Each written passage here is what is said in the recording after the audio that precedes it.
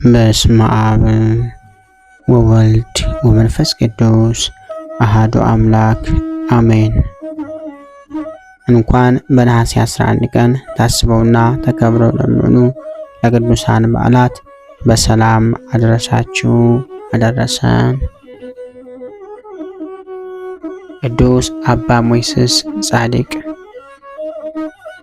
ቅዱሱ በኋላ ዘመን ከተነሱ አበው አንዱ ሲሆን ትውልዱ ነገዱ ከግብጽ ነው። ዘመኑ ዘመን አጸባ ቢሆንም ክርስቲያኖች ጠንካሮች ነበሩ።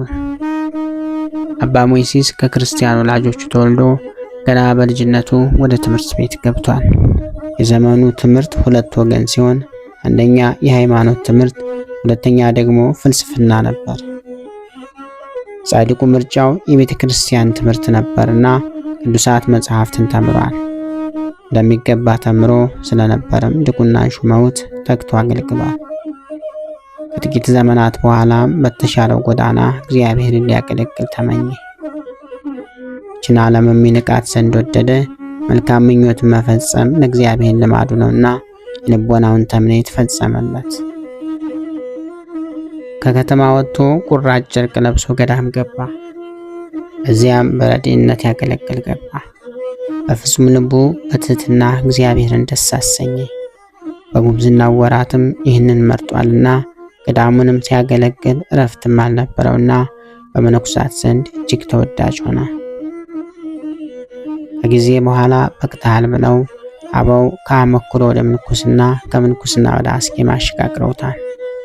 እርሱም ለ18 ዓመታት አገልግሎቱን ሳያስታጉል ወጥቶ ወርዶ ገዳሙን ረድቷል። በእነዚህ ጊዜያት በጸሎት በጾምና በስግደት ይጋደል ነበር።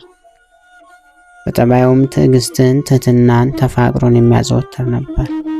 ጎን ለጎንም ለቤተ መቅደስ አገልግሎት ይፋጠን ነበር። በዘመኑ የግብጽ ፓትርያርክ አባ ሚካኤል ይባሉ ነበር።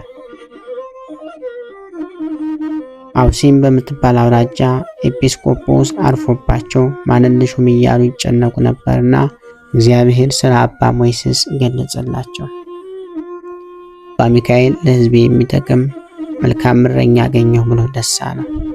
ጊዜ ሳያጠፋም እርሱን አስጠርቶ ተሾመ ነው። አበው ትሕትና ሙያቸው ነውና አይቻለኝም ተውኝ ይቅርብኝ ሲል መለሰ።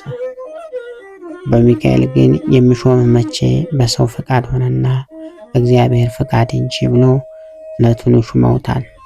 እርሱም የአውሲም ጳጳስ ሆኗል። ቅዱስ አባ ሞይስስም ወደ ሀገረ ስብከቱ ሄዶ አገልግሎቱን ጀመረ። በጵጵስና ዘመኑ እንደ ከተማ ሰው መኖርን የሥጋ ምኞትን አልፈለገምና ጠባቡን መንገድ መርጧል። በገዳም ሲሰራው ከነበረው ተግባር መካከል ያቋርጠው አልነበረም። ከብቃቱ የተነሳ ለወደፊት የሚያደርገውን ያውቅ ነበር። እርሱ የተነበየው ሁሉ ተፈጽሞለታልና ሕዝቡን ይመራቸው ዘንድ ተግቶ ያስምራቸው ነበር። ዘወትርም ከክፋት ከኃጢአት ይጠብቃቸው ዘንድ ይጸልይላቸው ነበር። ያዘኑትንም ሲያጽናና በደለኞችን ሲገስጽ ዘመናት አለፉ። አንድ ወቅት ላይም ስለ ሃይማኖት ታስሮ በረሃብ ተቀጥቷል። ግርፋትንም ታግሷል። ጻድቁ ጳጳስ አባ ሞይስስ እንዲህ ተመላልሰው የሚያርፍበት ቀን ቢደርስ ሕዝቡን ሰበሰባቸው። እኔ ወደ ፈጣሪ እሄዳለሁና ሃይማኖታቸውንና ቤተ ክርስቲያንን ጠብቁ ብሏቸው ትምህርተ መስቀል አማትቦ አረፈ። ምዕመናንም በብዙ እንባና ምስጋና ቀብረውታል። ከተቀደሰ ሥጋውና ከመቃብሩም ብዙ ተአምራት ታይተዋል። አምላከ ቅዱሳን ከቅዱስ አባት በረከት ይክፈለን። ነሐሴ 11 ቀን የሚከበሩ ዓመታዊ የቅዱሳን በዓላት፦ ቅዱስ አባ ሞይስስ፣ ቅዱስ አብጥልማዎስ፣ ቅዱስ አብጥልማዎስ፣ 300 ሰማዕታት የቅዱስ ፋሲለደስ ማህበር፣ 300 ሰማዕታት የቅዱስ ፋሲለደስ ማህበር ናቸው። ወርሃዊ በዓላት ደግሞ ቅዱስ ያሬድ ካህን፣ ቅዱስ ፋሲለደስ ሰማዕት፣ ብፁዓን ኢያቄምና ሐና፣ አቡነ ሐራ ድንግል ጻድቅ፣ ማርገላውዴዎስ ሰማዕት ናቸው። ስለዚህ በገዛ ደሙ የዋጃትን የእግዚአብሔርን ቤተ ክርስቲያንን ትጠብቋት ዘንድ መንፈስ ቅዱስ እናንተን ጳጳሳት አድርጎ ለሾመባት ለመንጋው ሁሉና ለራሳችሁ ተጠንቀቁ።